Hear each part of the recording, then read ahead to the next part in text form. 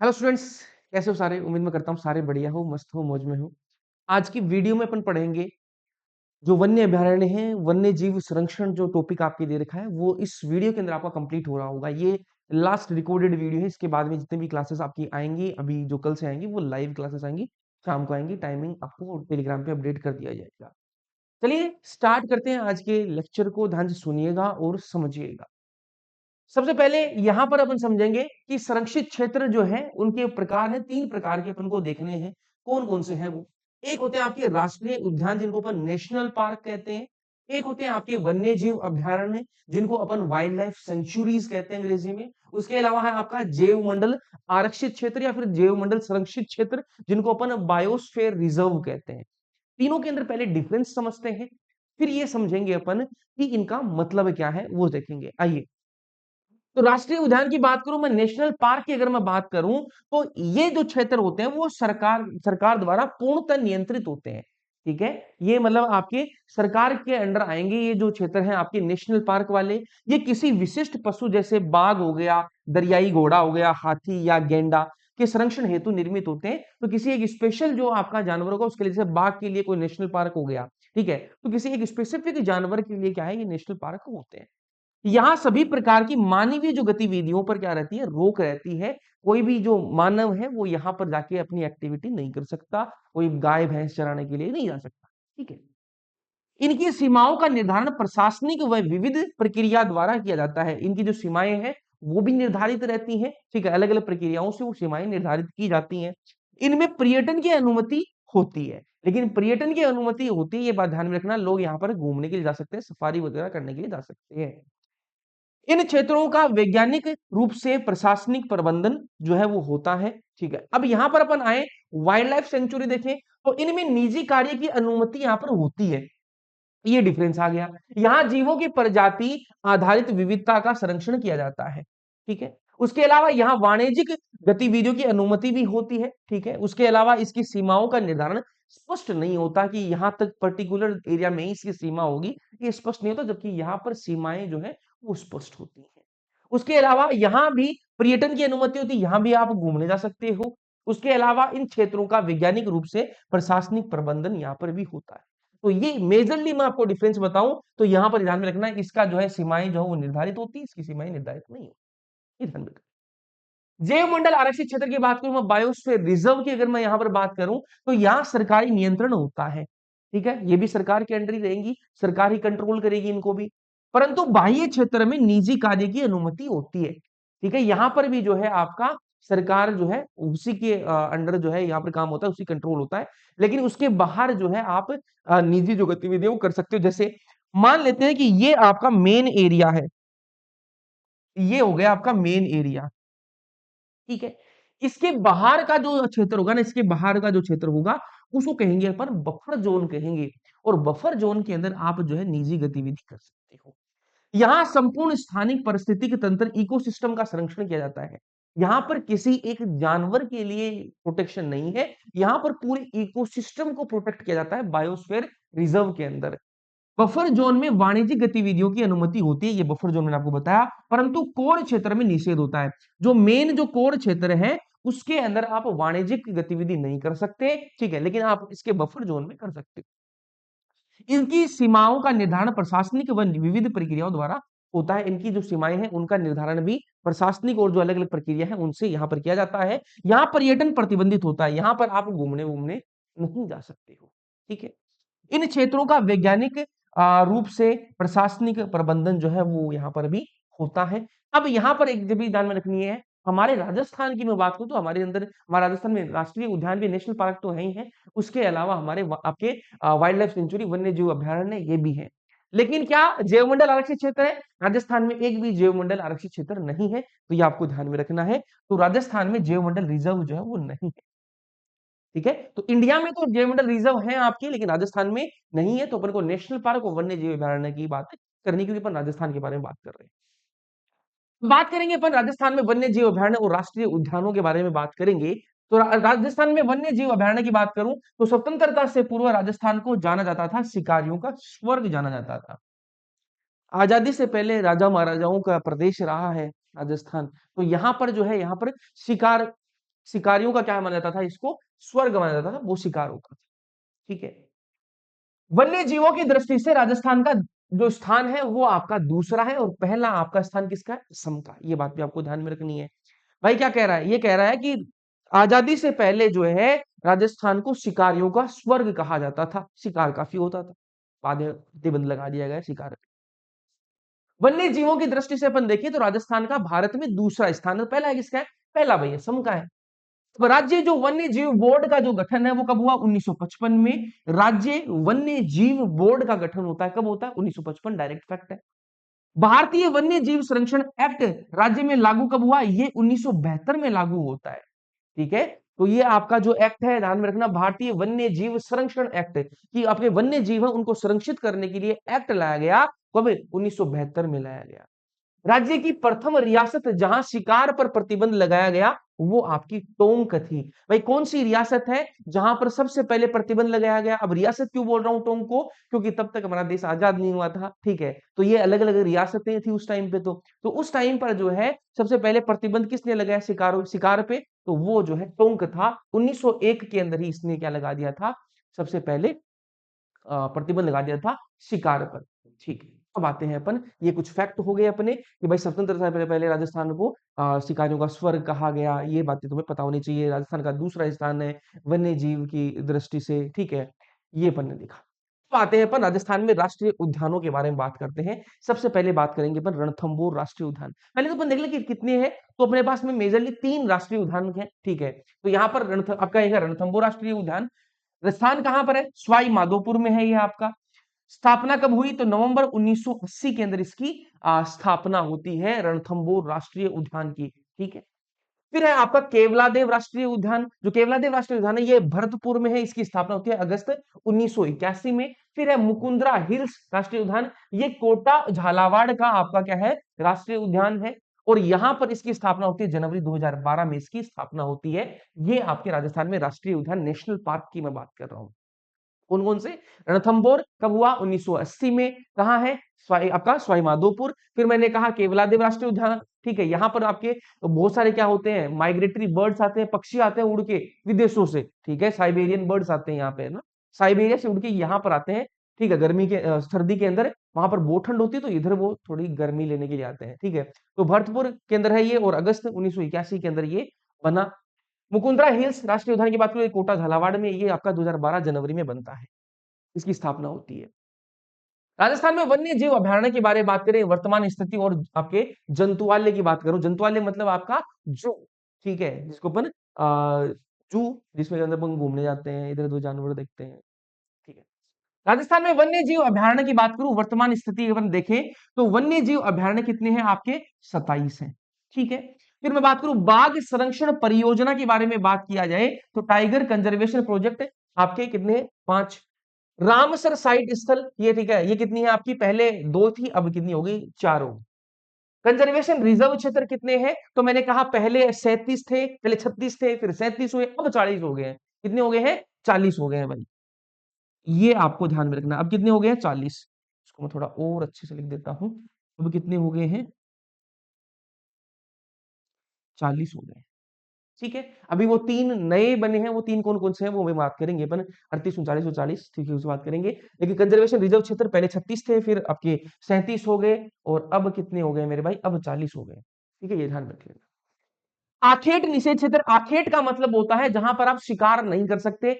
आपके शिकार निषेध क्षेत्र कौन से हैं उनके बारे में बात करें तो हंटिंग प्रोहिबिटेड एरियाज आपके 33 हैं। जंतुआलय के बारे में बात करें, जो जू होते हैं, ठीक है, वो आपके 5 हैं।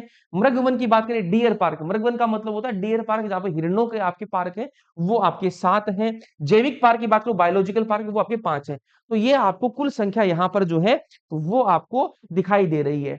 इधर मैं बात करूं अब राजस्थान के अंदर जंतुआलय कौन कौन से हैं, किसकी स्थापना कब हुई, वो यहाँ पर दिखाई देगी। तो कुल संख्या 5 है।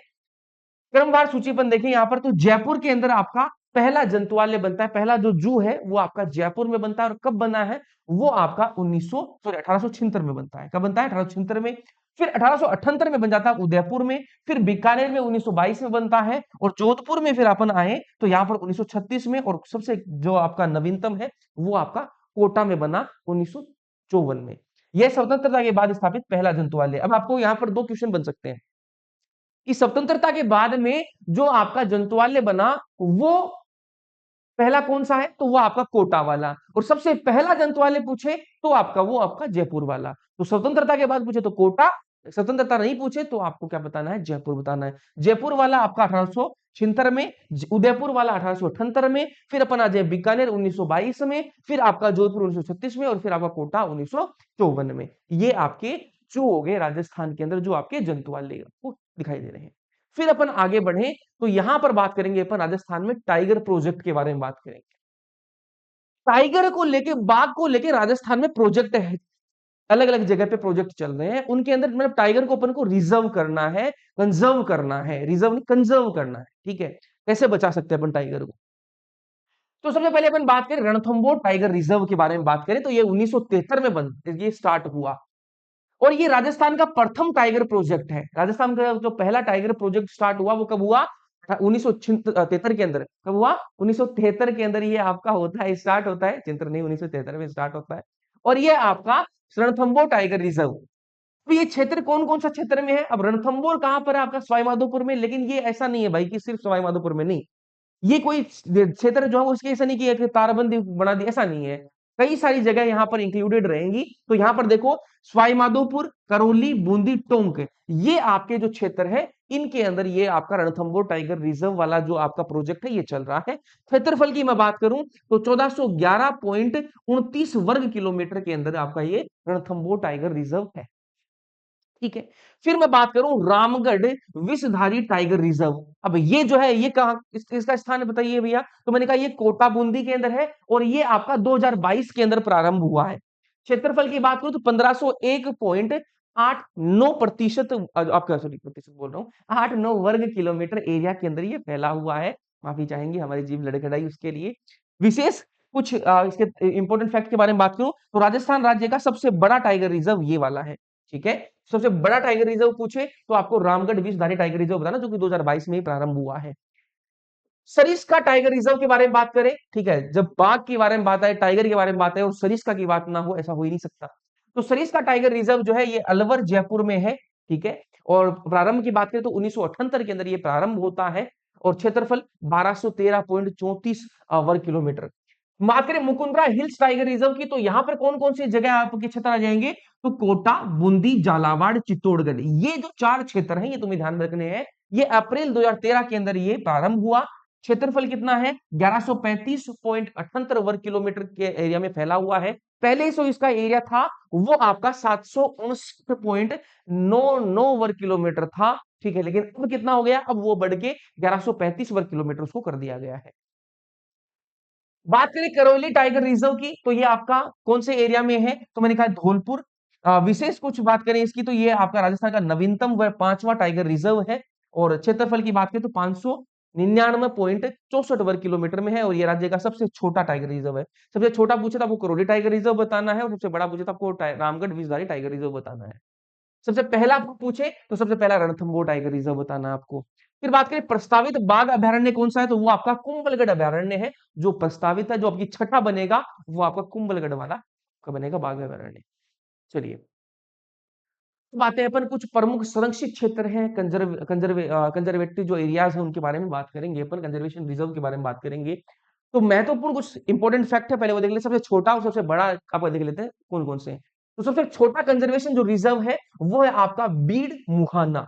ये बीड़ मुहाना जो है इसको, ये कितना एरिया में है, तो 0.10 वर्ग किलोमीटर के एरिया में ये फैला हुआ है, तो बहुत ही छोटे एरिया में है। तो सबसे छोटा कंजर्वेशन रिजर्व ये वाला है। सबसे बड़ा कंजर्वेशन रिजर्व पूछे आपको तो ये है आपका शाहबाद के जंगल, ये 189.39 वर्ग किलोमीटर में फैले हुए हैं, ठीक है। तो ये आपकी सबसे छोटा और सबसे बड़ा देख लिया। अब वो कौन कौन सा कहां पर है वो अपन को देखना है। जैसे बिसलपुर, बिसलपुर जो आपका कंजर्व एरिया जो है, कंजर्वेशन जो आपका रिजर्व है वो टोंक के अंदर है और ये सबसे पहला संरक्षित क्षेत्र है। सबसे पहला संरक्षित क्षेत्र कौन सा है, बिसलपुर वाला जो कि टोंक में है। उसके बाद में आपका सुंदा माता, जालोर सिरोही, फिर साकंबरी, सीकर, नीम का थाना। फिर बीड़ की बात करें तो ये झुंझुनू में है। फिर बात करूं मैं उमेदगंज पक्षी विहार, ठीक है, ये कोटा में है। बांसशाल खेतड़ी ये झुंझुनू में है। फिर जवाई बांध लेपर्ड की बात करूं तो ये पाली सुमेरपुर में। जवाई बांध लेपर्ड 2 की बात करूं ये भी पाली में है। फिर शाहबाद तलाई की बात करूं ये 12 में है। फिर 10 नंबर पे आपका बागदड़ा क्रोकोडाइल ये उदयपुर में है। फिर आपका झालाना आमागढ़ ये आपका जयपुर में है। फिर बात करूं मैं आपका अरवर गांव खरमोर ये आपका अजमेर में है। फिर झालाना आमागढ़ ये जयपुर में है।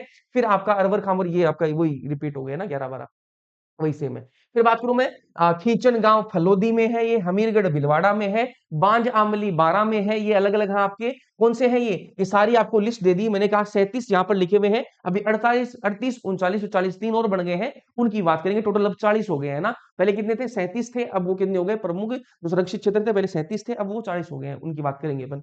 बीड़ मुहाना ए ये जयपुर में है। गंगा भैरव घाटी ये आपकी अजमेर में है। बीड़ फतेहपुर सीकर में है। फिर जोड़बीड़ बीकानेर में है आपकी। फिर आपका है गुड़ा विश्नोइयान कंजर्वेशन रिजर्व ये जोधपुर में है। फिर मैं बात करूं आपको जोड़बीड़ बीकानेर में, ठीक है, ये वापस यहाँ से रिपीट हो गए हैं, अब फिर इसको अपन काट सकते हैं, यहाँ से ये रिपीट हुआ है। फिर अपन यहाँ पर आ जाए गुगेलाव ये नागौर में है। रोटू नागौर। फिर आपका शाहबाद के जंगल ये 12 में है, ठीक है, यहाँ पर देखो शाहबाद के जंगल सबसे बड़ा यही है, ठीक है, सबसे बड़ा यही है। फिर मैं बात करूं आपका बांशाल खेतड़ी बागोर ये झुंझुनू में है। मनसा माता संरक्षित क्षेत्र उदयपुर वाटी झुंझुनू में है। फिर बात करूं रणखार सांचार सांचोर ये जालोर में पड़ता है। फिर बात करूं मैं बीड़ घास फुल या खुर्द ये आपका शाहपुरा में है, ठीक है, ये शाहपुरा आपका भीलवाड़ा में, ठीक है। फिर मैं बात करूं आपका बीड़ वाड़ा खेड़ा ये सिरोही में है। फिर रामगढ़ कुंजी ये आपका 12 में है। फिर सोरसन प्रथम ये 12 में है। सोरसन द्वितीय 12 में है। सोरसन तृतीय 12 में है। बालेश्वर ये सीकर में है भाई, ठीक है। फिर मैं बात करूं बीड़ मुहाना बी ये आपका जयपुर में है। अभी सबसे छोटा अपन बात करी, बीड़ मुहाना बी ये आपका जयपुर में है ना, जयपुर। फिर बात करूं अमरक महादेव लेपर्ड उदयपुर में है। फिर मैं बात करूं महसिर उदयपुर में है। आसोप आपका भीलवाड़ा में है ना, कहाँ है, भीलवाड़ा में। भीलवाड़ा मिलेगी रे माना नू मिलेगी। तो जो आपके नए जो आपके 3 बन गए हैं वो भी मैं आपको बता देता हूं कौन कौन से वो 3 बने हैं,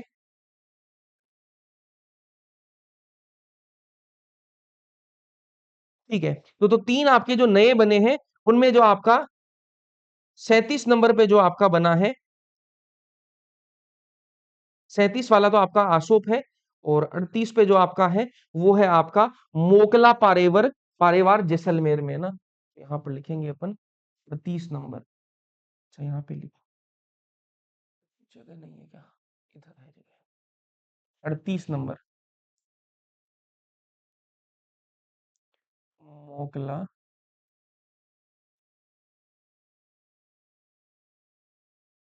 पारेवर, कहाँ पर है ये, जैसलमेर में।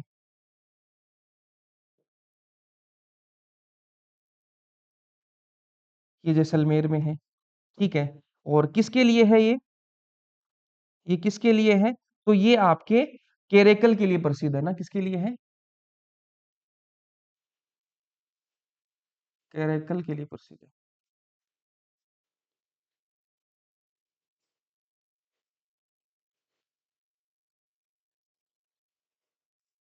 केरेकल के लिए प्रसिद्ध है। यहाँ मैं एक पेज ऐड कर ही लेता हूँ ताकि अच्छे से लिख पाएंगे। पेज 38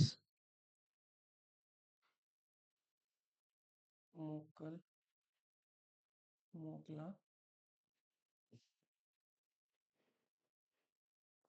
जैसलमेर,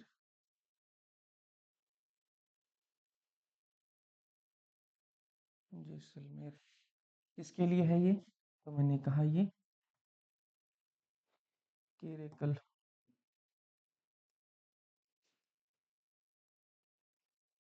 के लिए प्रसिद्ध है, ठीक है। फिर मैं बात करूं 39 नंबर का, ठीक है। तो 39 नंबर का है आपका बुचारा मैन।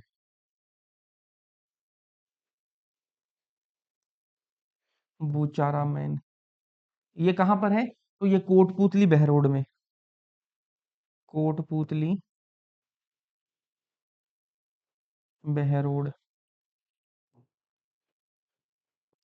कोटपूतली बहरोड में। ये किसके लिए है, तो ये लेपर्ड तेंदुआ के संरक्षण के लिए, लेपर्ड या मैं कहूँ तेंदुआ, तेंदुआ संरक्षण के लिए,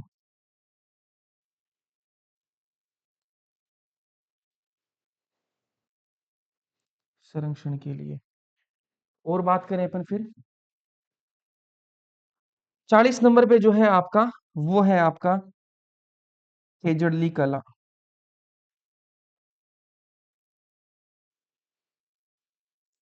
खेजड़ली कला, ये लूणी तहसील,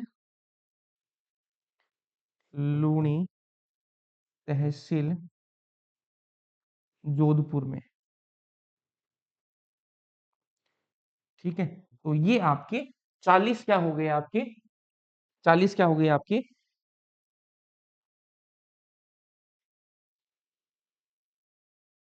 ये आपके 40 क्या हो गए, रिजर्व है। ठीक है, कंजर्वेशन रिजर्व है। चलिए आगे बढ़ा जाए बातों को थोड़ा। तो बात करेंगे अपन रणथंभौर अभयारण्य और आपकी जो बागिन, एक बागिन थी, मतलब टाइग्रेस थी, मछली है ना, नाम ही मछली था उसका। मछली नहीं है, टाइगर ही है, लेकिन मछली नाम था उसका। अच्छा आइए इसके बारे में पढ़ते हैं। रणथंभौर अभयारण्य के बारे में कुछ बातें करते हैं पहले। तो मैंने कहा स्थान कहां पर है, रणथंभौर अभयारण्य है कहां पर, ये सवाई माधोपुर में है। ठीक है, उपनाम क्या है इसका, भारतीय बाघों का घर कहा जाता है, होम ऑफ इंडियन टाइगर्स कहा जाता है। अब पूछ लेगा आपको भारतीय बाघों का घर किसे कहा जाता है, तो रणथंभौर अभयारण्य को कहा जाता है। कुछ महत्वपूर्ण वर्ष देख लीजिए, ये अभयारण्य कब बना, ये 1955 में बनता है। अभयारण्य है ये, रणथंभौर नेशनल पार्क कब बना, वो 1980 में ये अभयारण्य है। ठीक है, टाइगर प्रोजेक्ट की मैं बात करूं तो ये 1973 में यहाँ पर टाइगर प्रोजेक्ट जो स्टार्ट हुआ, अभी थोड़ी देर बाद बात करिए अपने। राष्ट्रीय उद्यान का दर्जा कब मिला इसको, 1980 में मिलता है। टाइगर मैन किसे कहा जाता है, तो वो कैलाश सांखला जी को कहा जाता है। इन्हीं के प्रयासों से बाघ परियोजना जो है वो भी शुरू हुई। ठीक है, तो टाइगर मैन किसे कहा जाता है, कैलाश सांखला।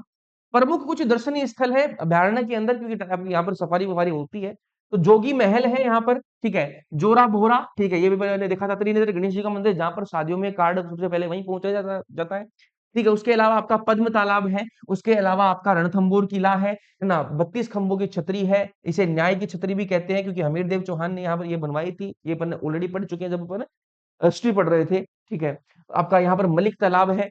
यहाँ पाए जाने वाले कुछ प्रमुख जंतु हैं जो इसके अंदर पाए जाते हैं, तो वो आपका काला गरुड़, ब्लैक ईगल जिसको कहते हैं, बाघ यहाँ पर मेजरली होते ही हैं, लाल सिर वाले तोते भी यहाँ पर पाए जाते हैं, मगरमच्छ यहाँ पर पाए जाते हैं। तो ये अपन ने देखा किसके बारे में, रणथंभौर अभयारण्य के बारे में कुछ बातें देखी। सवाई माधोपुर में है, भारतीय जो आपके टाइगर है उनका घर कहा जाता है इसको। 1955 में ये बनता है। ठीक है, उसके अलावा 1973 में यहाँ पर जो है, ये जो टाइगर रिजर्व जो है उसके लिए जो स्टार्ट हुआ, जो प्रोग्राम है वो स्टार्ट हुआ। उसके अलावा 1980 में जो है इसको क्या बना दिया गया, आपका नेशनल पार्क जो है वो बना दिया गया। टाइगर मैन कैलाश सांखला जी को कहते हैं। ये आपके अंदर यहाँ पर दार्शनिक आपको जो चीजें हैं वो देखने के लिए मिलती है, दर्शन स्थल मिलते हैं। उसके अलावा यहाँ पर ये जंतु आपको देखने के लिए मिलेंगे।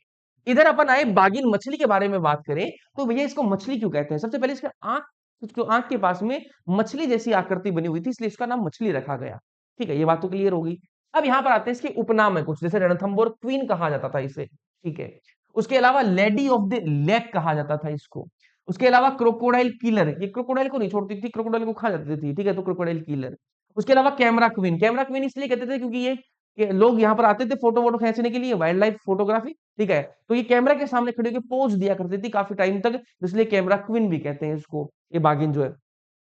अब इसको सम्मान भी दिया गया, कई सारे इसके इसको अवार्ड वगैरह दिए गए, सम्मान दिए गए इसको। तो 2013 में मछली के नाम पर डाक विभाग ने टिकट जारी किया। इस मछली जो आपकी बागिन है इसके नाम पर गवर्नमेंट ने डाक डाक टिकट जारी किया। कब किया वो इंपॉर्टेंट है, 2013 में। इसे लाइफ टाइम अचीवमेंट अवार्ड से भी नवाजा जा चुका है, लाइफ टाइम अचीवमेंट अवार्ड भी इसे दिया जा चुका है, किसको, मछली, इस मछली बागिन को। मौत के बाद 70 वन जवानों ने इसे गार्ड ऑफ ऑनर भी दिया गया है ना। तो जब इसकी मृत्यु हो गई, मृत्यु हो चुकी है इसकी बागिन की, मछली बागिन की जब मृत्यु हुई, तो 70 जो गार्ड थे, फॉरेस्ट गार्ड जो थे, उन्होंने इसको गार्ड ऑफ ऑनर भी दिया है ना। अब राजस्थान में 140 टाइगर, उनके बारे में बात करें अपन, तो मैंने कहा सरिस्का टाइगर रिजर्व के बारे में बात करें, तो यहाँ पर इसका स्थान कहाँ पर है, अलवर में है। साल 1955 में वन्य जीव अभयारण्य और 1978 में टाइगर रिजर्व घोषित किया गया। तो 1955 में इसको वन्य जीव अभयारण्य बनाया गया, सरिस्का टाइगर रिजर्व को, और उसके बाद में 1978 में इसको टाइगर रिजर्व घोषित कर दिया गया। क्षेत्रफल कितना है, करीब 866 वर्ग किलोमीटर में ये फैला हुआ है। टाइगर की संख्या कितनी है यहाँ पर? वर्तमान में 44 टाइगर यहाँ पर मौजूद है सरिस्का में। ठीक है। रणथंभौर टाइगर रिजर्व के बारे में बात करें तो स्थान सवाईमाधोपुर है, वही 55 में आपको इसको खेल अभ्यारण्य गेम सेंचुरी के तौर पर स्थापित किया गया था। क्षेत्रफल इसका 1334 जो है वर्ग किलोमीटर है। और फिर टाइगर रिजर्व संख्या की बात करूं मैं तो 18 यहाँ पर टाइगर है।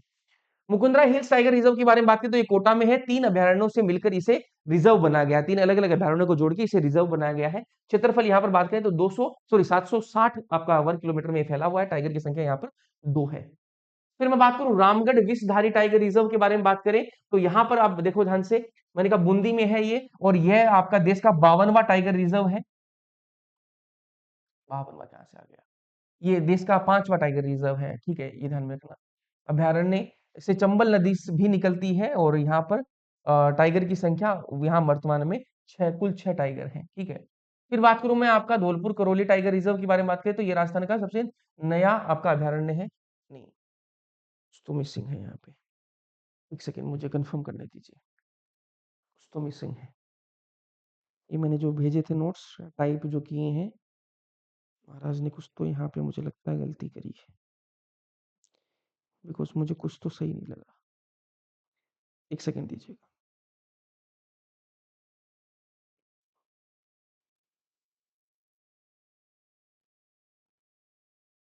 अच्छा अच्छा, हाँ ठीक है ठीक है ठीक है, ठीक है, मेरे से गलती हुई है।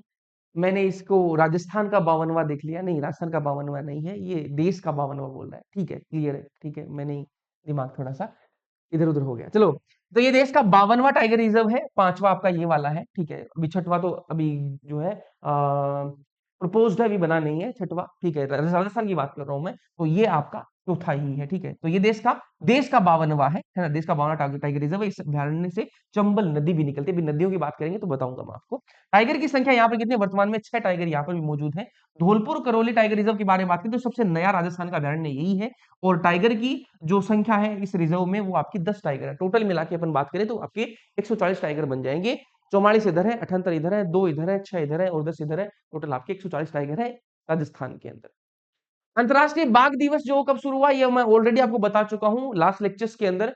तो आपका 29 जुलाई को आपका क्या होता है? अंतरराष्ट्रीय बाघ दिवस होता है, इंटरनेशनल टाइगर डे होता है। दिनांक 29 जुलाई, शुरुआत हुई 29 जुलाई को अंतरराष्ट्रीय बाघ दिवस मनाने की शुरुआत 2010 में हुई। रूस के सेंट पीटर्सबर्ग बाघ सम्मेलन में जो है इसकी शुरुआत जो की गई 2010 में। उद्देश्य क्या था? इस सम्मेलन का मुख्य उद्देश्य यह था कि 2022 तक बाघों की संख्या को दोगुना करना था। तो आपको उनको 2010 के अंदर इन्होंने क्या लिया था? एक प्लेज ली थी कि हम 2022 तक जितनी भी अब टाइगर की संख्या उसको डबल कर देंगे। प्रोजेक्ट टाइगर बाघों के संरक्षण के लिए 1 अप्रैल 1973 को प्रोजेक्ट टाइगर शुरू किया गया। इसकी बात अपन ऑलरेडी कर चुके हैं प्रोजेक्ट टाइगर की। अब आते हैं पर राजस्थान के प्रमुख जो राष्ट्रीय उद्यान और अभ्यारण्य उसके बारे में देख रहे हैं। ऑलरेडी देख रहे थे, उसके बारे में और देखेंगे। राष्ट्रीय मरु उद्यान के बारे में बात करते हैं। तो इसका स्थान कहाँ है? जैसलमेर बाड़मेर में यह राष्ट्रीय मरु उद्यान है। ठीक है, स्थापना कब हुई? 1980 में इसकी स्थापना होती है। क्षेत्रफल की मैं बात करूं तो कुल 3162 वर्ग किलोमीटर में यह फैला हुआ है, जिसमें जैसलमेर में ये इसका कितना हिस्सा है? 2 जिलों में ना भाई, जैसलमेर बाड़मेर में। तो जैसलमेर में कितना है? 1900 वर्ग किलोमीटर है और बाड़मेर में आपका 1262 किलोमीटर। टोटल आपका 3162 किलोमीटर एरिया में फैला हुआ है, वर्ग किलोमीटर एरिया में फैला हुआ है। कुछ इंपोर्टेंट पॉइंट्स है वो देखिए। राजस्थान का सबसे बड़ा अभ्यारण्य ये है। ठीक है, यहाँ 18 करोड़ वर्ष प्राचीन काष्ठ जीवाश्म मिले हैं। ठीक है, काष्ठ जीवाश्म अंग्रेजी में कहेंगे वुडन फॉसिल यहाँ पर मिले हैं 18 करोड़ वर्ष पुराने। ठीक है, यहाँ आकल वुड फॉसिल पार्क जो है वो स्थित है। उसके अलावा वनस्पति व जीव कौन कौन से जीव है यहाँ पर है? तो पीवड़ा सांप यहाँ पर है। ठीक है, पीवड़ा सांप काफी जहरीला सांप, और खाए तो फिर इंसान पानी में मांगे मर जाएगा। चिंकारा, खेजड़ी, गोडावण, रोहिड़ा, मरुदभिद मतलब आपके जीरोफाइट्स, पिछले लेक्चर्स में ऑलरेडी समझा चुका हूं। इस टाइप की वनस्पति यहाँ पर पाई जाती है। तो पीवना सांप है, चिंकारा है, खेजड़ी, आपका गोडावण, उसके अलावा रोहिड़ा, ये सारी आपकी अलग अलग टाइप की जीव यहाँ पर पाए जाते हैं। ये आपकी वनस्पति हो गई, ये आपके जीव हो गए, चिंकारा, गोडावण और आपकी पीवना सांप। इधर यहाँ पर है मुकुंदरा हिल्स अभ्यारण्य के बारे में बात करें तो मैंने कहा इसको उपनाम इसका दर्रा अभ्यारण्य भी इसको कहा जाता है। स्थान का है कोटा झालावाड़ चित्तौड़गढ़ में ये फैला हुआ है। इतिहास के बारे में बात करें तो ये बना कब? अभ्यारण्य बना 1955 में। राष्ट्रीय उद्यान का दर्जा इसको मिला 2012 में। ठीक है, अभ्यारण्य ये 1955 में बन गया था, लेकिन इसको नेशनल पार्क का जो दर्जा है वो 2012 में इसको मिला था। राजस्थान की तीसरे टाइगर रिजर्व का दर्जा 2013 में इसको मिला है। टाइगर रिजर्व की बात करें, तीसरा ये वाला बना आपका 2013 में, मुकुंदरा हिल्स। नामकरण देखो, 2003 में इसका नाम राजीव गांधी नेशनल पार्क था। 2003 में इसका क्या नाम था? Rajiv Gandhi national park. फिर 2006 में इसका नाम बदलकर मुकुंदरा हिल्स नेशनल पार्क किया गया। ठीक है। दर्शनीय कुछ स्थल है इसके अंदर, उसके बारे में बात करें तो बारडोली शिव मंदिर है, रावथा महल है, ठीक है, गागरोन दुर्ग है, अबलीमिनी का महल, यहाँ पर इसी एरिया के अंदर वो बने हुए हैं। तो मुकुंदरा हिल्स जो है, ये जो आपके नेशनल पार्क होते हैं, ऐसा कोई ऐसा नहीं है कि एक एरिया है उसके अंदर कुछ भी नहीं है, नहीं है, काफी एरिया में फैले हुए हैं, उसके अंदर महल भी हैं आपके, किले भी हैं, वो भी है। नदियां कौन कौन सी? तो काली सिंध और आहू नदियां इस अभ्यारण्य के अंदर है, मुकुंदरा हिल्स के अंदर। और विशेषता की बात करें तो आदिमानव द्वारा निर्मित शैल चित्र और आपकी ओदिया प्रमुख विशेषता है यहाँ पर। तो आदिमानव जो है उनके द्वारा निर्मित कुछ शैल चित्र यहाँ पर, मतलब शैल चित्र का मतलब पत्थरों पर बने हुए चित्र मौजूद है। पाए जाने वाले जंतु कौन कौन से? तो घड़ियाल यहाँ पर मौजूद है ना। उसके अलावा सारस, ठीक है, गागरोनी, तोता, बागिन, ठीक है, बाघ, ये सारे आपके यहाँ पर मौजूद है। केवलादेव अभयारण्य के बारे में बात करें तो कहां पर है? ये भरतपुर में है, ठीक है। और यहाँ पर पक्षियों का स्वर्ग कहा जाता है, घना पक्षी विहार कहा जाता है, पक्षी प्रजनन स्थली भी इसको कहा जाता है। पक्षियों के स्वर्ग इसलिए कहा जाता है क्योंकि जब विदेशी जो पक्षी हैं, बहुत ठंड पड़ रही होती है, तो विदेशी पक्षी धूप सेकने के लिए, छुट्टियां मनाने के लिए कहाँ आते हैं? केवलादेव अभयारण्य में आते हैं। तो दूर दूर से पक्षी आते हैं, साइबेरिया से पक्षी उड़ के यहाँ आते हैं। खान भरतपुर है। इतिहास के बारे में बात करें तो अभयारण्य बना 1955 1956 में, राष्ट्रीय उद्यान का दर्जा इसको मिला 1981 में। रामसर नमभूमि, ठीक है, जो रामसर साइट स्थित है यहाँ पर 1983। उसके अलावा यूनेस्को की विश्व धरोहर का दर्जा इसको मिला 1985 में। ये अलग अलग आपको साल जो तुम्हें ध्यान में रखनी है। अब यहाँ पर बात करें महत्व के बारे में, जाने अपन इसके बारे में, तो यह पक्षी विशेषज्ञ सलीम अली की कार्यस्थली रही है। ठीक है, ये इंपॉर्टेंट फैक्ट हो गया, पूछ लेगा कि आपके जो पक्षी विशेषज्ञ सलीम अली है उनकी कार्यस्थली कौन सी रही है? तो आपका केवलादेव अभयारण्य। कुछ आप दर्शनीय स्थल है इसी अभयारण्य के अंदर, तो वो आपके केवलादेव शिव मंदिर है, पाइथन पॉइंट है। पाए जाने वाले कुछ जंतु जैसे साइबेरियन सारस यहाँ पर पाया जाता है, लाल गर्दन वाले तोते यहाँ पर पाए जाते हैं, व्हाइट ईगल यहाँ पर पाए जाते हैं। उसके अलावा मैं कहूँ तो स्पेरो हॉक यहाँ पर पाए जाते हैं। ठीक है, फिर बात करें अपन, थोड़ा मिटा देता हूँ, ठीक है, बार हेडेड ग्रीज, सैनिक जांगिल, सिलेटी टिटेरी, ये सब यहाँ पर जो है जंतु पाए जाते हैं। मुख्य कुछ तथ्य, जैसे ये राजस्थान का सबसे छोटा राष्ट्रीय उद्यान है, यहाँ की झीलों में अजान बांध का पानी आता है। कौन सी बांध का पानी आता है? अजान बांध का पानी आता है यहाँ की जो झील है उनमें, और ये सबसे छोटा राष्ट्रीय उद्यान है। बस अब आते हैं अपन ताल छापर और सीता माता अभयारण्य पे आते हैं। तो ताल छापर अभयारण्य के बारे में बात करें तो काले हिरणों की शरण स्थली इसको कहा जाता है, कृष्ण मृगों का स्वर्ग कहा जाता है, उसके अलावा इसको द्रोण नगर कहा जाता है। तो आप ताल छापर अभयारण्य के बारे में ध्यान में रखना, तुम्हें द्रोण नगर, कृष्ण मृग की आपकी स्वर्ग कहा जाता है, काले हिरणों की शरण स्थली कहा जाता है। स्थान कहा जी, चूरू में है ये अभयारण्य, ठीक है।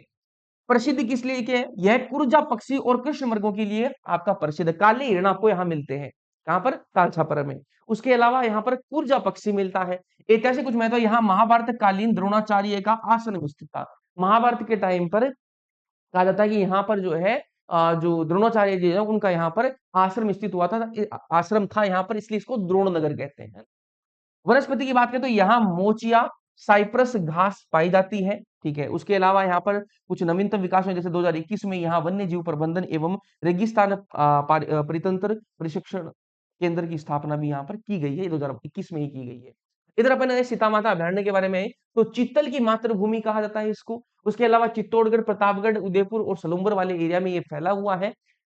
यह अरावली व विंध्याचल की संक्रांति क्षेत्र में स्थित है। मतलब यहाँ पर बात करें अपन तो कौन से ये एरिया में है वो बता रहा आपको, तो अरावली और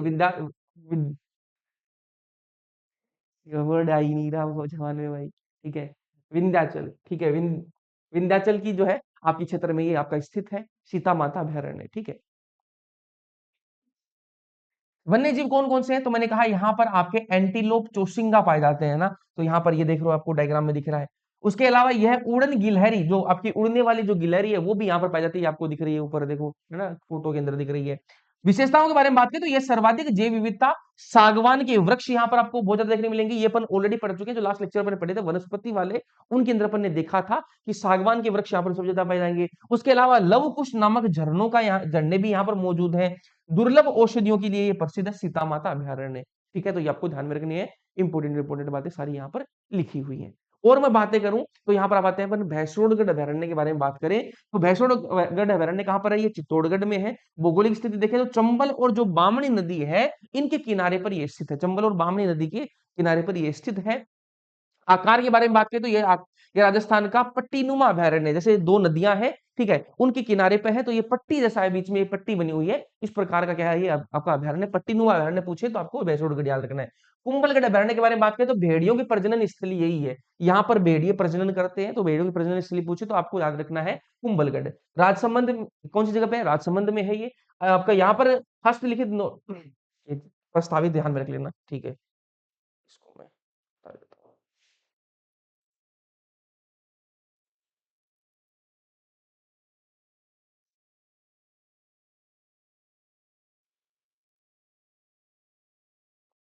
ठीक है, तो मैंने आपको पहले ही बताया कि आपका जो छठा जो आपका बनेगा, जो टाइगर रिजर्व का जो बनेगा, बाघ परियोजना के अंदर आएगा, वो आपका ये वाला बनेगा कुंभलगढ़, ठीक है। कुछ या क्या क्या क्या मिलते हैं अपन को, तो यहाँ पर अपन को कुंभलगढ़ दुर्ग मिलेगा, इसके अंदर रणकपुर मंदिर मिलेगा, चंदन के पेड़ आदि यहाँ पर पाए जाते हैं कुंभलगढ़ अभयारण्य। माउंट आबू अभयारण्य में अपन आए तो ये कहाँ पर है? राजस्थान का सर्वाधिक ऊंचाई पर स्थित वाला अभयारण्य यही है, क्योंकि पहाड़ है माउंट आबू, ठीक है। स्थान के बारे में बात करें तो माउंट आबू सिरोही वाले एरिया में ये आपका मौजूद है। प्रसिद्धि यहाँ जंगली मुर्गे, ग्रीन मुनिया और यूबले फेरिस छिपकली के लिए प्रसिद्ध ये है। वनस्पति कौन से है यहाँ पर? तो आपका डिकी डिकिल्पटेरा आब्यूंस आब्यूंसिस जो है आपकी घास जो है वो पाई जाती है, ठीक है। उसके अलावा यहाँ पर लेंटाना घास के कारण यहाँ अन्य वनस्पति को नुकसान पहुंच रहा है। जो लेंटाना घास है वो क्या है? दूसरी जो वनस्पति है उनको उगने नहीं दे रही, उसके अलावा जो अन्य वनस्पति है उसको नुकसान पहुंचा रही है। लेंटाना घास ध्यान में रखना। 2009 में इसे इको सेंसिटिव जोन घोषित किया गया। 2009 में इसको इको सेंसिटिव जोन जो घोषित किया गया। ये इंपोर्टेंट फैक्ट तुम्हें ध्यान में रखने हैं। सरिस का अभयारण्य पे आ जाए अपन, तो अलवर में है। कहां पर है ये? अलवर में। इतिहास देख लें इसका, तो अभयारण्य का दर्जा इसको 1955 में मिलता है। राजस्थान का दूसरा टाइगर प्रोजेक्ट जो है आपका 1978 में इसको दर्जा मिलता है सरिस का, ठीक है। पहला रणथंभौर को मिलता है। बाघ विस्थापन की बात करें तो रणथंभौर अभयारण्य से पहली बार बाघ विस्थापन कर यहाँ सुल्तान और बबली बाघ को शिफ्ट किया गया था। तो रणथंभौर अभयारण्य में दो बाघ थी, सुल्तान और बबली, ठीक है। इन दोनों को जो है कहाँ शिफ्ट किया गया? सरिस्का में, क्योंकि वहां पर भी अपन को बाघ प्रजनन करके वो और बाघ बनाएंगे, इसलिए वहां पर शिफ्ट किया गया। दशरथ स्थल देखें अपन तो सरिस्का में क्या क्या है? इस अभयारण्य में आपका क्रास्का, कांकरवाड़ी का पठार है, हरे कबूतर यहाँ मिलते हैं जिनको अपन हारिल पक्षी कहते हैं, हरे कलर के कबूतर, मोर, नारायणी माता का मंदिर है, होटल टाइगर डेन है, ताल वृक्ष आपका मंदिर है, उसके अलावा बर्तहारी मंदिर है, ये सारी स्थित है सरिस्का अभयारण्य के अंदर। ये सारी चीजें अपन को देखने को मिलती है। तो नोट्स में सारी चीजें कवर हो रही है भाई, कब इनको दर्जा मिला, क्या क्या इनके अंदर चीजें देखने को मिलती है, कौन सी वनस्पति है, कौन से जीव है, वो सारी चीजें यहाँ पर लिखी हुई है। अब अपन बात करेंगे आखेट निषेध क्षेत्र के बारे में, जहां पर आप शिकार नहीं कर सकते वो क्षेत्र है ये। कहीं नहीं कर सकते शिकार, है ना, लेकिन ये आखेट निषेध क्षेत्र देख लो। ऐसे स्थान जहां वन्य जीव जंतु तथा पक्षी विशाल मात्रा में रहते हो। राज्य सरकार द्वारा वन्य जीव सुरक्षा अधिनियम 1972, ये पूछ सकता है, 1972 की धारा 37 के अंतर्गत आखेट निषेध क्षेत्र तथा उनकी सीमाएं निर्धारित की गई है। इन क्षेत्रों में शिकार करना कानूनन अपराध है। आइए, राज्य में कितने हैं? राज्य में 26,719.94 वर्ग किलोमीटर में 33 शिकार आखेट निषेध क्षेत्र है। एक एक को देखेंगे अपन। मुख्य बिंदु देख लीजिए कुछ। आखेट निषेध क्षेत्र, राज्य में आखेट निषेध क्षेत्र 33 है। सर्वाधिक जोधपुर, जोधपुर कर लो, ग्रामीण ग्रामीण कुछ नहीं है, ठीक है। तो सर्वाधिक कहां पर? आपके जोधपुर और बीकानेर जिले में है, 5-5 है। बिश्नोई समाज के जागरूक होने के कारण ये आपके बने। सबसे छोटा आपका कनक सागर बूंदी में है, ठीक है। अब बिश्नोई समाज के बारे में तो मैं ऑलरेडी कई बार बता चुका हूँ कि आपका इकोसिस्टम प्रेमी जो है रहा, जीव जंतुओं से और आपके पौधों से, वनस्पति से काफी प्रेम रखने वाला, मतलब नेचर से काफी, प्रकृति से काफी प्रेम रखने वाला समाज है, ठीक है। कनक कनक सागर बूंदी में सबसे छोटा है आपका ये। उसके अलावा बात करें दूसरा जो सबसे बड़ा आखेट निषेध क्षेत्र है, ठीक है, वो आपका कहाँ पर है? जोधपुर में स्थित जाम्बेश्वर जी का मंदिर, जाम्बेश्वरी जी राज्य का ये दूसरा है, ठीक है। ठीक है, अब आप आ जाइए, तो क्या पढ़ रहे हैं? आखेट निषेध क्षेत्र पढ़ रहे हैं। आखेट निषेध क्षेत्र में जो आपका सबसे छोटा है वो तो आपका कनक सागर में है, ठीक है, तो बूंदी में है। और जो आपका जोधपुर में स्थित जम्बेश्वर जी जो है वो राज्य का दूसरा सबसे बड़ा आपका आखेट निषेध क्षेत्र है। आइए, अब यहाँ पर कुछ देख रखे हैं आपको क्षेत्र, वो देख लीजिए। जैसे आपका रामदेवरा जैसलमेर में क्षेत्रफल कितना है, 3000 वर्ग किलोमीटर में ये फैला हुआ है। विशेष विवरण, कांटे वाली छिपकली यहाँ पर पाई जाती है, गोडावण, चिंकारा, ये आपके जीव यहाँ पर पाए जाते हैं। यहाँ पर शिकार करना मना है, कानून अपराध है। उजुला जैसलमेर में है, क्षेत्रफल 3000 वर्ग किलोमीटर में, और यहाँ पर चिंकारा रहते हैं। जंबेश्वर जी ये जोधपुर में है, ग्रामीण ग्रामीण हटा दो भाई, जहां पर भी दिखे ग्रामीण हटा दो। ठीक है, 3500 वर्ग किलोमीटर में फैला हुआ है ये चिंकारा, और यहाँ पर मरु लोमड़ी यहाँ पर पाई जाती है। फिर बाकी गुडा विश्नोई ये जोधपुर में है। ठीक है, ग्रामीण हटा देंगे अपन, जहां पर भी ग्रामीण है वो गलती से आया है, हटा देंगे। क्षेत्रफल की बात करें तो 425 वर्ग किलोमीटर में फैला हुआ है, और यहाँ पर चिंकारा और काला हिरण आपको पाए जाते हैं।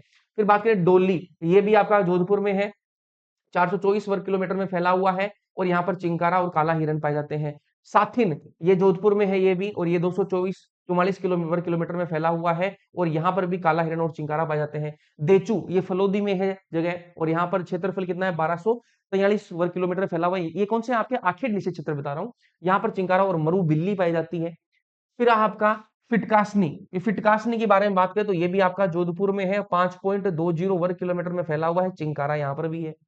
फिर बात करूं मुकाम, ये बीकानेर में 168 वर्ग किलोमीटर में फैला हुआ है, और यहाँ पर चिंकारा और काला हिरण है। देशनोक बीकानेर 26 वर्ग किलोमीटर में फैला हुआ है, चिंकारा यहाँ पर है। उसके अलावा बात करें अपन दियातर, बीकानेर में है, 51 वर्ग किलोमीटर में फैला हुआ है, और आपका चिंकारा यहाँ पर है। बज्जू ये भी बीकानेर में 100 वर्ग किलोमीटर फैला हुआ है, यहाँ पर भी कौन सा है, आपकी चिंकारा है। आखिर निश्चित चित्र और अपन देखें तो यहाँ पर है आपका धोरी मन्ना, ये आपका बाड़मेर में 70 वर्ग किलोमीटर में फैला हुआ है, चिंकारा और लोमड़ी यहाँ पर है। रोटू नागौर में है, 20 वर्ग किलोमीटर फैला हुआ है, चिंकारा और काला हिरण यहाँ पर मौजूद है। जरोदा नागौर में है, 70 वर्ग किलोमीटर में है, और सॉरी 30 वर्ग किलोमीटर में है, और सियार यहाँ पर मौजूद है। सांचौर जालोर में है, और यहाँ पर 813 वर्ग किलोमीटर में फैला हुआ है। चिंकारा, भारतीय लोमड़ी और सियार यहाँ पर रहते हैं भाई, है ना। ये आखेट निश्चित क्षेत्र बता रहा हूँ। जवाई बांध पाली, यहाँ पर 5 वर्ग किलोमीटर में ये फैला हुआ है, और यहाँ पर मगरमच्छ है। सोरसेन 12 के बारे में बात करें तो ये 82 वर्ग किलोमीटर फैला हुआ है, और यहाँ पर गोडावण है। साखलिया ये आपका अजमेर में है, केकड़ी हटा दो, अजमेर में है। ठीक है, अजमेर 171 वर्ग किलोमीटर में है, और यहाँ पर गोडावण है। तिलोरा अजमेर के बारे में बात करें तो 2000 वर्ग किलोमीटर फैला हुआ है। फिर आपका है गगवाना अजमेर में है, 2100 वर्ग किलोमीटर में। फिर बात करूं आपका संवत्सर चूरू बीकानेर में है ये, और यहाँ पर आपका 7091 वर्ग किलोमीटर फैला हुआ है। सबसे बड़ा आखिर निषेध क्षेत्र यही है। ठीक है, फिर मैं बात करूं मेनाल चित्तौड़गढ़ में है, 20 वर्ग किलोमीटर में। आपका कवालजी सवाईमाधोपुर 20 वर्ग किलोमीटर। बगदड़ा बागदड़ा ये आपका उदयपुर में है, 34 वर्ग किलोमीटर। ये आपको डायरेक्ट ध्यान में रखना है ना, और कुछ नहीं है। बड़ौद अलवर 24 वर्ग किलोमीटर में है।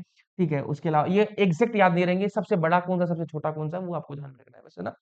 संथाल जयपुर में 3 वर्ग किलोमीटर में है। महिला ये आपका जयपुर में है, 5 वर्ग किलोमीटर। रानीपुरा टोंक में है, 120 वर्ग किलोमीटर। कनक बूंदी ये 1 वर्ग किलोमीटर में है। सबसे छोटा आपका ये वाला है। सबसे बड़ा पूछे तो संवत्सर, और सबसे छोटा पूछे तो कनक बूंदी। बस, ठीक है।